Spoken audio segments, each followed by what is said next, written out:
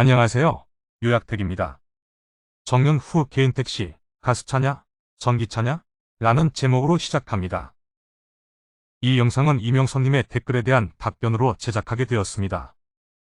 새해 개인 택시를 준비하고 있는데 가스차와 전기차 중 어느 것으로 시작해야 할까요? 저는 2022년 2월 말에 전기차를 출고하여 9개월 동안 운행하고 있으므로 제 경험을 바탕으로 답변을 드립니다. 전기차는 출고에 시간이 많이 걸리는데 출고되어야 보조금을 받을 수 있으므로 미리 준비하시기 바랍니다. 취소차나 전시차를 빨리 받을 수도 있으니 영업사원과 상담하시기 바랍니다. 저는 신청한 지 4개월 만에 취소차를 받았습니다. 전기차만 부재가 면제되었을 때에는 묻지도 따지지도 말고 전기차를 선택하는 것이 맞다고 생각합니다. 삶의 만족도가 상당히 상승합니다. 그러나 모든 개인 택시의 부재가 해제되므로 여러 측면에서 생각해봐야 하겠습니다. 가장 먼저 가스차와 전기차의 연료비를 비교해 보겠습니다. 가스차는 K7이고 연료비는 유가보조금과 국세환급금을 제외한 금액입니다. 전기차는 EV6이고 9개월 동안 운행하고 있습니다. 먼저 K7의 LPG 가격을 보면 2021년부터 매출액 대비 연료비 비중이 점차적으로 상승하였는데 2022년 1월에는 16.05%로 2021년 6월과 비교하면 거의 2배가 되었습니다. EV6의 연료비는 9개월 동안 16만 원에서 25만 원 사이에서 형성되고 있고 매출액 대비 4%를 넘지 않습니다. 2022년 9월에는 사고로 10일 동안 운행을 못한 달입니다. 이와 같이 LPG와 전기 연료비는 차이가 많이 납니다. 에어컨의 사용은 전기차와 가스차 모두 연료비의 상승을 가져오는데 한여름에 전기차는 2만원에서 4만원 정도의 상승을 보이지만 에어컨의 사용이 전기를 많이 소모한다고 느껴지지 않습니다.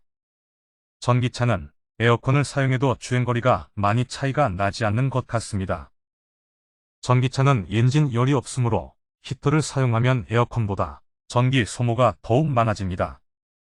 그러나 역시 운행에 지장을 줄 정도는 아닙니다. 히터는 27도까지가 한계이므로 엔진차보다 매우 춥다고 합니다. 금년 겨울을 다 지내보면 확실한 것을 알 수 있을 것입니다.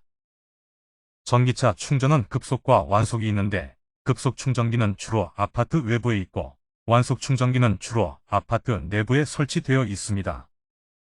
전기차 배터리 보호를 위해서 주로 완속 충전이 권장되고 보통 이 30% 남았을 때 80%까지 충전을 합니다.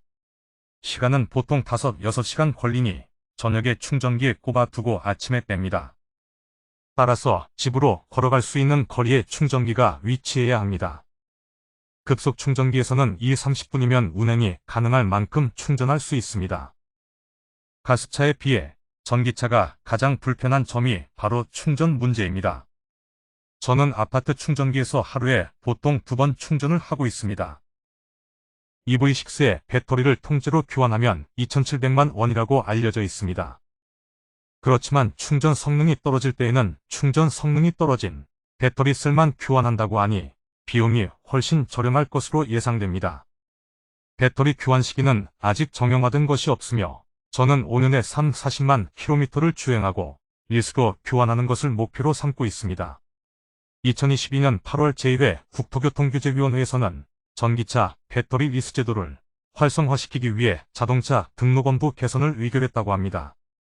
즉 자동차 소유주와 배터리 소유주가 다르더라도 자동차 등록원부에 등록을 할 수 있도록 한 것입니다. 전기차는 엔진차에 비해 소음이 거의 없습니다. 시동이 걸렸는지는 모니터의 화면을 보고 판단합니다. 엔진 소음과 진동은 아예 없지만 저속에서 쇳소리가 나는 경우가 있습니다. 그러나 운행에 지장을 줄 정도는 아닙니다.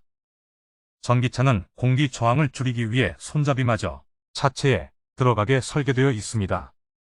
그래서 전기차의 가장 큰 소음은 타이어에서 발생합니다. 전기차의 차체는 바닥의 상태에 대해 예민하게 진동하므로 포장이 잘 된 도로에서는 승차감이 매우 우수합니다. 전기차는 정지하려 할 때 가스차같이 브레이크를 바로 밟으면 안 됩니다.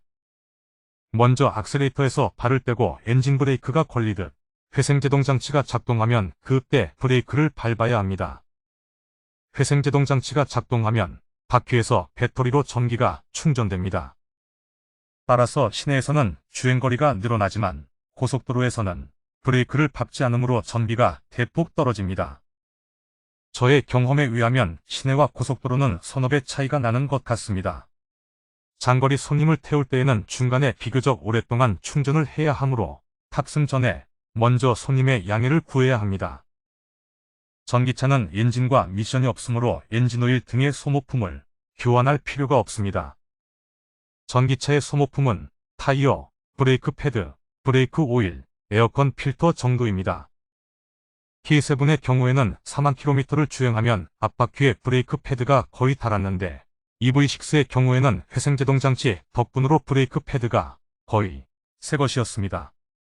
EV6의 경우 4만 km를 주행한 후 브레이크 오일을 교환하라고 되어 있는데 저는 게을러서 5만 km 주행을 했어도 아직 교환하지 못하고 있습니다. 반도체 수급 문제로 전기차 수리가 오래 걸리는 경우도 있었지만 요즘은 전기차 부품 수급이 잘 되고 있습니다.